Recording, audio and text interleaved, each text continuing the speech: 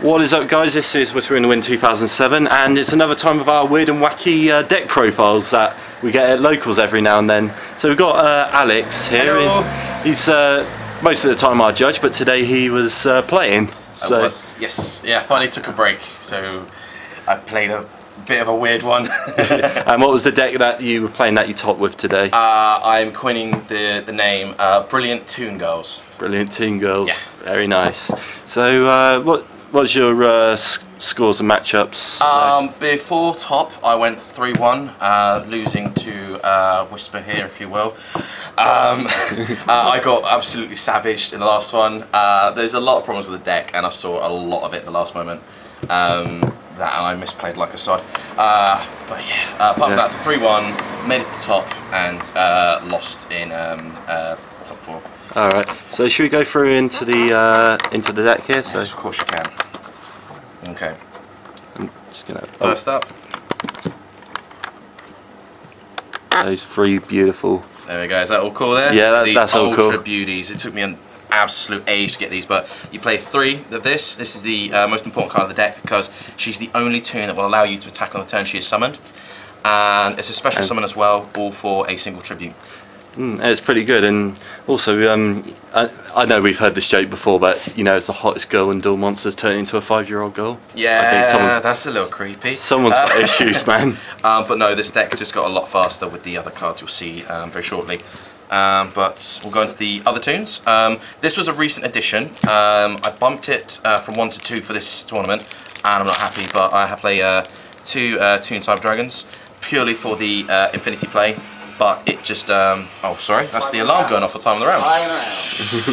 There we go. You just don't see the play enough. You can add it, you can special summon it, but it just doesn't work often enough. So unfortunately that's going to get dropped to 1 or 0. One of my personal favourites is the Toon Mermaid, because she's just a free special summon which allows you to fold off your Toon Dark Magician Girl. She's also a level 4 and a water, which gives you plays, and I'm looking forward to playing Bahamut Shark in future with Streak Toad. But for now, she'll just be a nice addition going into your Honor Arc or your Rafflesia and other plays. I now play 2 Toon Gemini Elves just because they are a level 4 spellcaster, and spellcaster is a very important type in this deck, and level 4 is the only level you really should be focusing on. I play 1 Toon Cannon Soldier. If anyone has a higher rarity than rare, let me know. But this will do for now. This card is a bit of a risky one because you can add it. It does take up your normal summon, but as we saw in an earlier game, it can help just secure the game.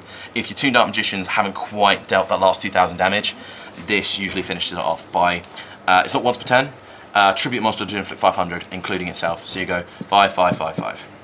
And that's just the one. A level 4 machine I can't really use, but level 4 is good enough.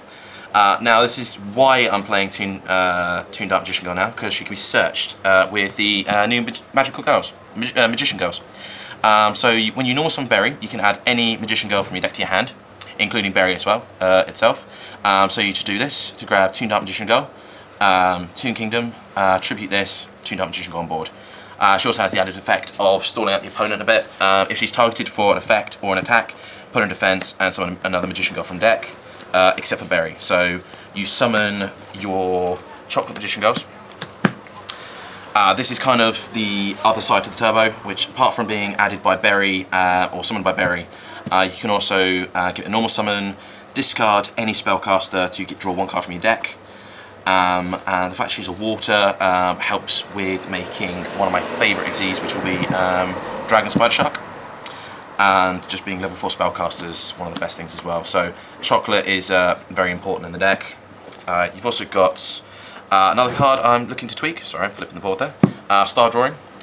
With all the spellcasters you can play, using this to go into any Xyz, whether it be a 4 or a 5, if you will. You get the effect of when the Xyz monster is summoned, you can draw a card, and it just helps out.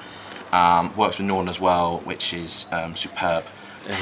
Because we saw quite a few times in the games that you filmed, you using that to draw into cards and then get other plays off of just the Star Drawing. Yeah, so. it's just one of the other pieces to the turbo, and she will require the additional normal summon unless somebody's attacked into your chocolate, and you've been fortunate enough to activate the effect, which is summon a spellcaster from grave. half the attacker, and the attacker is forced into the new spellcaster. You don't get too many people doing that unless they know they can get over the chocolate and game you as well. But it has happened. Star drawing, I'm probably looking to bump to 3 if I can get the other plays off consistently. And now the most important parts, because this deck does play Brilliant Fusion. You do play it at 3, so we also play Lazuli, obviously, because the addition of a normal from your graveyard to your hand is just amazing. Your chocolate is able to discard any spellcaster, so when we use Brilliant Fusion we send a Lazuli and my attack of Neo the Magic Swordsman. So when you send the Lazuli and the Neo, you summon Seraphonite, your Lazuli then goes off, adds Neo to your hand, you can then discard the Neo for your chocolate. It's also the biggest level 4 vanilla spellcaster in the game. That's why we play this one, because if you summon it in attack mode from chocolate, your opponent's forced to attack into this, it will be at least a 32 and get some additional damage. The other play was Mystical Elf for a bit more defense, but I went with this one instead because no one ever sees it. So you use Brilliant Fusion to try and speed up the deck, because Seraphonite being a level 5 allows you to make plays with your Toon Cyber, or you can use Star Drawing to overlay treat Star Drawing as a 5 into this to put out cards such as Volcasaurus and Shark Fortress and other bits, so which is a very important piece. On top of the Neo and Lazuli plays, in case I happen to have already drawn a Neo, I'm also playing Trick Clown as an additional option to special summon this when it's sent. If I've already got 4s on the board, it just helps go into other combo pieces. And also, your Trick Clown also combos with one of your Magician Girls when you discard its draw. You can also discard Perform Mage with your chocolate. Because Perform Mage Trick Clown still goes off from costs.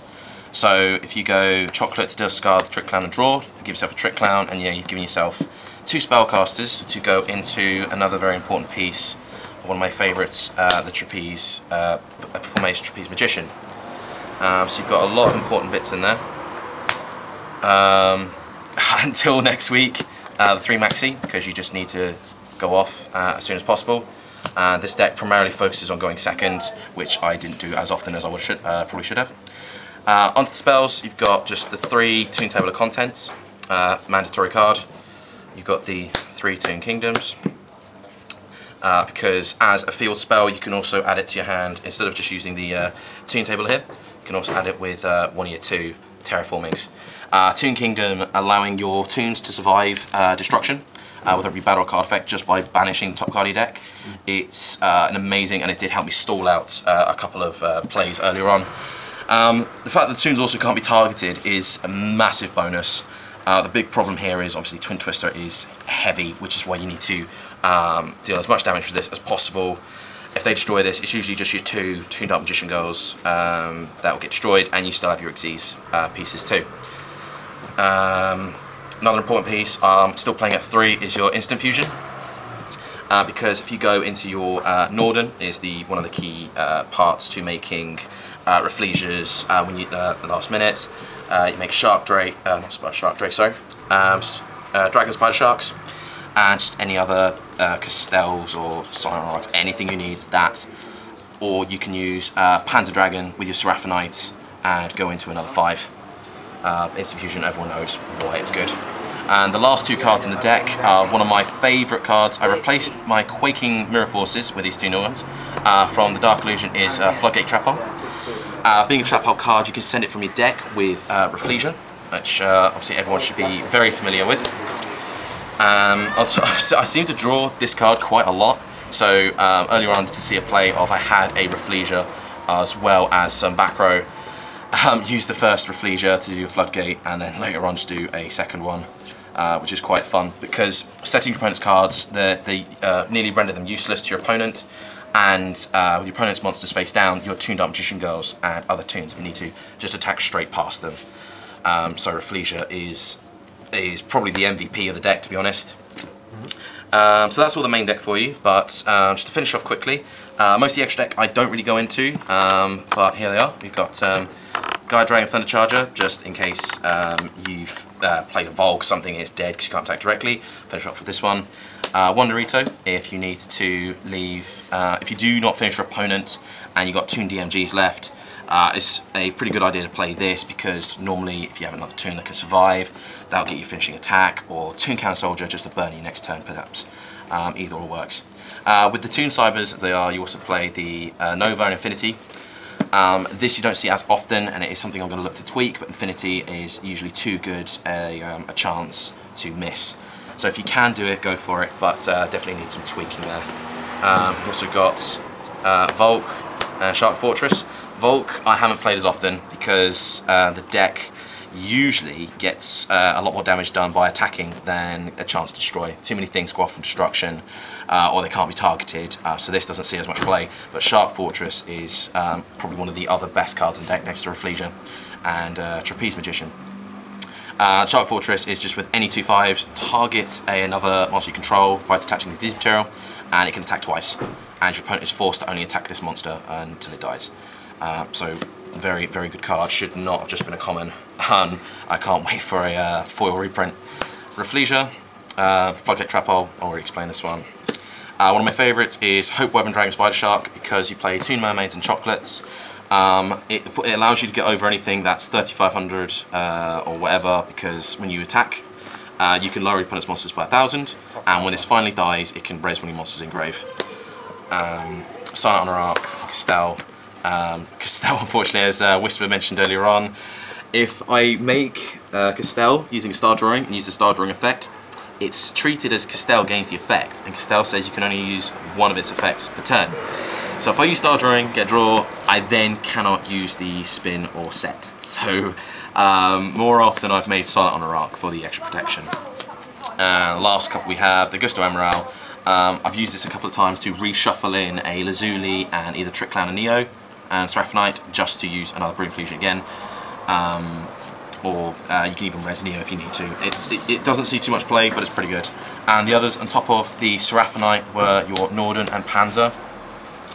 Norden's self-explanatory.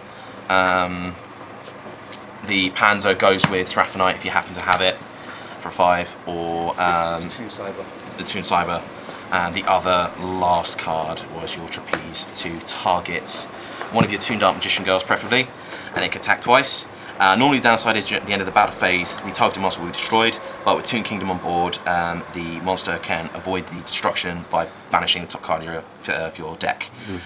And that is pretty much it. The deck needs a lot of tweaks, as I mentioned, the Toon Timer stuff. Other than that, for my first tournament in a long time, it did pretty well. So I'm very happy with that. What happens if Brilliant Fusion or Seraphonites get hits in the next set, the next banners? Because that card is going to see a lot more play, I reckon.